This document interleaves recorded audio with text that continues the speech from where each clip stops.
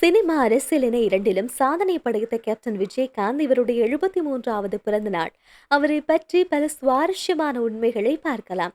விஜயராஜ் என்கின்ற பெயர் பிடிக்காததால் இளமைக்கு இனிமை பட இயக்குனர் விஜயகாந்த் என்று இவருடைய பெயரை மாற்றி வைத்தாராம். விஜயகாந்த் சினிமாவில் வந்தபோது அப்போது ரஜினிகாந்த் உச்ச நட்சத்திரமாக இருந்தாராம். அதனால் அவர் பெயரில் இருந்த காந்தி எழுத்து விஜயகாந்த் என்று பெயர் மாற்றி வைக்கப்பட்டுள்ளது. கேப்டன் பிரபாகரன், சட்டமோர் இருட்டரை, உழவன் மகன், வைதேகி காத்திருந்தால், தவசி, நரசிம்மா, ரமணா என இதுவரை 150 படங்களுக்கு மேல் விஜயகாந்த் நடித்திருக்கின்றார்.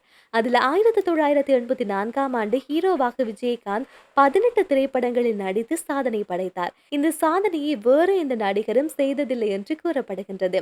இயக்குனர் S.A.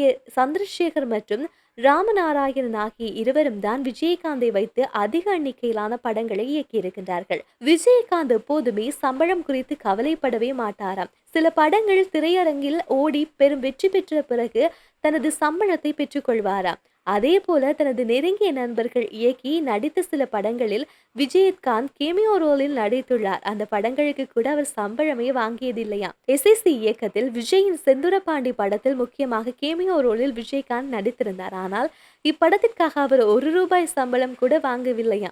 SSC அவர் சம்பளம் தர முன்வந்த போது கூட வாங்க மாட்டேன் என்று விஜயகாந்த் மறுத்து விட்டாராம். அதற்காக இயக்குனர் S.A. சந்திரசேகர் தன்னிடம் சொந்தமாக இருந்த நிலத்தை விஜயகாந்த் பெயருக்கு எழுதி கொடுத்தாராம். இவர் படங்களில் நடிப்பதற்காக 3 ஷிப்ட்களில் வேலை பார்ப்பாராம். ஒரு நேரத்தில் பல படங்களில் கமிட் ஆனதால் 24 மணி நேரமும் இவருக்கு வேலை இருந்து கொண்டே இருக்குமா. படப்பிடிப்பில் தலைகாட்டாது இருந்ததே இல்லையாம் என சினிமா வட்டாரங்கள் கூறுகின்றது. தமிழ் சினிமாவை தூக்கி விடுவதற்காக பல உதவியை விஜயகாந்த் செய்துள்ளார். அதில் ஒன்றுதான் நல்ல கலைஞர்களை அவர் அறிமுகம் செய்தது. மன்சூர் அலிகான், சரத்குமார், அருண் பாண்டி உள்ளிட்ட பல நடிகர்களை விஜயகாந்த் தான் அறிமுகப்படுத்தி வைத்திருக்கின்றார் என்று கூறப்படுகின்றது.